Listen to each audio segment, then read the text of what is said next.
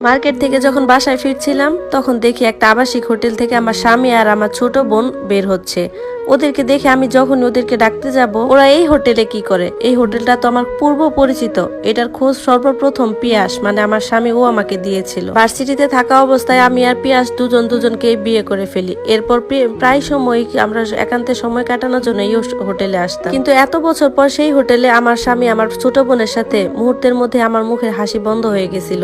আর এক মুহূর্তের জন্য ভাবতেছিলাম আমি হয়তো বা রিক্সা থেকে মাথা ঘুরে পড়ে যাব। রাত 8টার দিকে পিয়াস বাসায় আসলো, এসে কলিং বেল বাজিয়ে সামনে দাঁড়িয়ে রইলো। আমিও গিয়ে হাসি মুখে দরজা খুলে হাতটা বাড়িয়ে দিলাম। আমি বললাম, দাও পিয়াস। তখন সে আমার হাতে একটা ব্যাগ দিয়ে বলল, শ্রাবণী, আজ তো অনেক বড় ভুল হয়ে গেছে। আজকে তো আমি ফুল আনতে ভুলে গেছি। আসলে আজকে অফিসের কাজে এমন প্রেসার ছিল যে আমি নিজেই দম নেওয়ার সময় পাচ্ছিলাম না। আমি তখন হাসি মুখে তাকে বললাম, আরে এটা নিয়ে এত আফসোস করার কি আছে?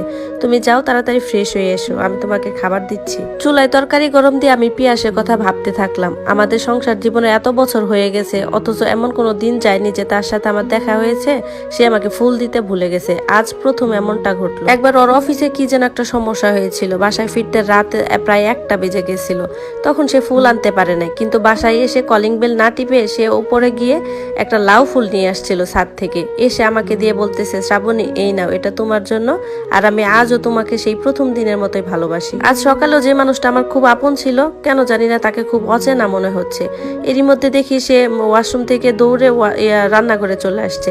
আমি তাকে বললাম, কি হয়েছে, এখানে আসছো কেন? সে তখন ভেজা শরীরে ছিল। আমাকে বলতে লাগলো, কি হয়েছে তুমি বুঝো না? আমি তো ওয়াশরুম থেকে তরকারি পুরো গন্ধ পেয়ে এখানে ছুটে এলাম, আর তুমি রান্নাঘরে থেকে বলতে পারছো না? পিয়াসের কথা শুনে আমি তরকারির দিকে তাকিয়ে দেখি পুরো তরকারি পুরো কয়লা হয়ে গেছে। সেদিকে আমার মনোযোগই ছিল না। এরপর আমি ওকে বললাম, আচ্ছা ঠিক আছে, তুমি তাহলে গোসলে যাও, আমি অন্য তরকারি গরম করে দিচ্ছি। রাতের বেলা পিয়াস আমার পাশে বিভোর হয়ে ঘুমাচ্ছে, কিন্তু আমি ঘুমাতে পারছি না। অনবরত চোখ দিয়ে পানি গড়িয়ে পড়ছে। হঠাৎ পাশে থাকা পিয়াসের ফোনটা বেজে উঠলো। ফোনের স্ক্রিনের দিকে তাকিয়ে দেখি আমার ছোট বোন অনুর নামটা জল জল করে ভেসে উঠছে। আমি তখন চুপ করে শুয়ে রইলাম। একটু পর পিয়াস ঘুম থেকে জাগনা পেয়ে ফোনটা নিয়ে পাশের রুমে চলে গেল। তখন আমার চোখের পানি দিয়ে আমার বালিশ ভিজে যাচ্ছিল। পরের দিন সকালে আমার ছোটবেলা বান্ধবী মালিহা আমাকে ফোন করলো। ইচ্ছা না থাকা সত্ত্বেও ওর ফোনটা আমি রিসিভ করলাম। ফোনটা ধরতে এসে হাসতে হাসতে বলতেছে, বান্ধবী, জানিস আজকে একটা মজার ঘটনা ঘটছে। একটা রেস্টুরেন্টে খেতে গেছি, সেখানে গিয়ে দেখি তোর হাজব্যান্ড একটা মেয়েকে নিয়ে বসে আছে। আমি ভাবলাম ওইটা হয়তো তুই, যার কারণে পিছন থেকে তোকে আর না দেখে ওর চুলটা ধরে আমি টান দিলাম।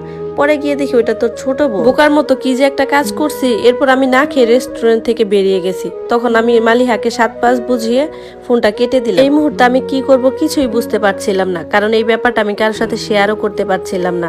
অনেকদিন নিজের সাথে যুদ্ধ করার পর যখন একটা সিদ্ধান্তে আসলাম, এরই মধ্যে জানতে পারি যে আমি প্রেগনেন্ট। তারপরও একটু শিওর হওয়ার জন্য ডাক্তারের চেম্বারে গেলাম। ডাক্তারের চেম্বারের সামনে যখন আমি বসেছিলাম, দেখলাম ওখান থেকে পিয়াস আর অনু বেরিয়ে আসছে, কিন্তু ওরা আমাকে খেয়াল করেনি। ওরা বেরিয়ে পিয়াস অনুকে কি যেন বোঝাচ্ছিল, আর অনু এদিকে অনবরত চোখের জল ফেলছিল। ওরা যখন সেখান থেকে চলে গেল, আমি ডাক্তারের রুমে ঢুকলাম। রুমে ঢুকে ডাক্তার ম্যাডামকে বললাম, ম্যাডাম, এর আগে যে পেশেন্টটা ছিল ওরা কেন এসেছিল? তখন ডাক্তার ম্যাডাম বলল যে ওরা এসেছিল আসলে মেয়েটা প্রেগনেন্ট কিনা এটা চেক করার জন্য।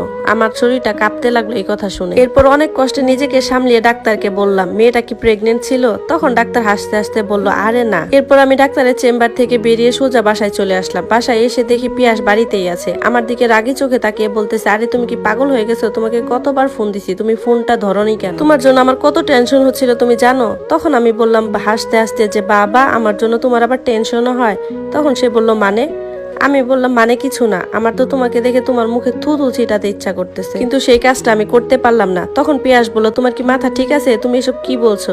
আমি তখন চিৎকার করে বললাম, আমার মাথা ঠিক আছে, কিন্তু তোমার মাথা ঠিক নেই। তোমার মাথা ঠিক থাকলে তুমি আর আমার ছোট বোনের সাথে এই কাজটা করতে পারতা না। আমাকে তোমার ভালো লাগে না মানলাম, কিন্তু দুনিয়াতে কি তোমার মেয়ের অভাব ছিল যে আমার ছোট বোনের সাথেই তোমার এই কাজটা করতে হইলো? তুমি অন্য মেয়ের কাছে যাইতা, আমি নিজে তোমার জীবন থেকে সরে যাইতাম, কিন্তু তুমি সেটা না করে আমার ছোট বোনের সাথে এই কাজটা করলাম। আমার বোন তো তোমাকে বড় ভাইয়ের মতো দেখতো, আর তোমার লালসার শিকার বানালা তুমি তাকে। আমার কথা শুনে পিয়াস আর একটাও কথা বলেনি, চুপচাপ নিচু হয়ে তাকিয়ে থাকলো। আমি আর কিছু না বলে চুপচাপ বাড়ি থেকে বেরিয়ে গেলাম। রাত তখন 11টা 40। অনু আমার পাশে এসে আমার পায়ের কাছে বসে বলল, আপু, তুই কি ঘুমিয়ে গেছিস? চোখের নিচে জমে থাকা পানি মুছতে মুছতে আমি ওকে বললাম, তুই এখান থেকে চলে যা, তোকে আমার আর দেখতে ইচ্ছা করতেছে না। তুই যদি এক্ষণ এখান থেকে চলে না যাস, তোকে আমি লাথি মেরে ফেলে দিব। তখন সে আমার পায়ের কাছে বসে আমার পা ধরে কাঁদতে কাঁদতে বলল, আপু, আমার খুব বড় ভুল হয়ে গেছে, তুই আমাকে ক্ষমা করে দিস। সে তখন আমার পা ধরে কাঁদতে কাঁদতে বললো, আপু তুই যদি আমাকে ক্ষমা না করিস তাহলে আমি মরে যাব। আমি ওর গালে একটা থাপ্পড় দিয়ে বললাম, তুই কেন মরবি? মরবে তো ও, যে তোর সাথে এই অন্যায়টা করছে। পিয়াসকে আমি কখনোই ছাড়বো না। অনু আমার পা ছেড়ে চোখের পানি মুছতে মুছতে বললো, আরে পিয়াস ভাইয়া আবার কি করলো? তখন আমি বললাম, কি করলো মানে? তোর সাথে এই অন্যায়টা করছে, তুই আবার এসব কি বলি? পিয়াস আমাকেও ঠকিয়েছে। অনু তখন আমার পা ছেড়ে চোখ মুছতে মুছতে বলতেছে, তুমি পিয়াস ভাইয়ার কথা জানছো কেন এখানে? বরং পিয়াস ভাইয়া যদি না থাকতো তাহলে তো আমি এতদিনে কবেই মরে যেতাম। একটা হোটেলে তো সেদিন আমার আর আমার প্রেমিকের সাথে খুব সমস্যা হয়ে গেছিল। ওই সময় আমার পিয়াস ভাইয়াকে কল দেয় আর উনি এসে আমাকে বাঁচিয়ে নিয়ে যায়। ভুলবশত শিহাবের সাথে আমার শারীরিক সম্পর্ক হয়ে যায়। এজন্য আমি ভয় পাচ্ছিলাম যে আমি যদি হঠাৎ প্রেগনেন্ট হয়ে যাই, যার কারণে ভাইয়াকে নিয়ে আমি হসপিটালে গিয়েছিলাম। আমার মনের ভয় দূর করার জন্য ভাইয়া আমাকে এই সাপোর্টটা দিয়েছিল। কিছুদিন আগে তো শিহাব আর ওর বাবা মায়ের সাথে কথা বলার জন্য ভাইয়া আমাকে একটা রেস্টুরেন্টেও নিয়ে গেছিল। শিহাবের বাবা মা বলেছে ওনারা আমাদের বাড়িতে প্রস্তাব পাঠাবে। এই কথা শোনার পর আমি অনুর গালে আরেকটা থাপ্পড় দিয়ে বললাম, কিরে পাগলি, তুই আমাকে এসব বলিসনি কেন?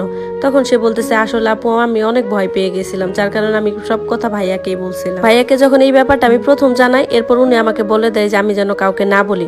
উনি আস্তে আস্তে সবাইকে ম্যানেজ করে একটু একটু করে জানাবে। আজকে যখন তুই রেগে মেগে বাসায় চলে আসলি, আমি তো ভাবলাম পিয়াস ভাইয়া হয়তো বা তোকে সব বলে দিছে, এই জন্য তো আমি তোর কাছে ক্ষমা চাওয়ার জন্য এসেছি। এরপর অনুকে বললাম, তুই তোর রুমে চলে যা। ও চলে যাওয়ার পর আমি পিয়াসকে কল দিলাম। কল দিয়ে বললাম, তুমি এক্ষণ আমার বাসায় আসবা। সে ওপার থেকে বলতেছে, কেন, আমার মুখে থুতু দিবা? আমি তখন তাকে কাঁদতে কাঁদতে বললাম, তুমি আসার সময় আমার জন্য আচার নিয়ে আসবা, খুব আচার খেতে ইচ্ছা করছে। তখন সে বলতেছে, কেন, হঠাৎ তোমার আচার খেতে মন চায় কেন? তখন আমি রেগে মেগে চিৎকার করে তাকে আমার সুখবরটা দিয়ে দিলাম। সেও খুশি, আমিও খুশি। ধন্যবাদ সবাইকে। তবে আজকের গল্পটা কেমন লাগছে কমেন্টে অবশ্যই সবাই জানাবেন।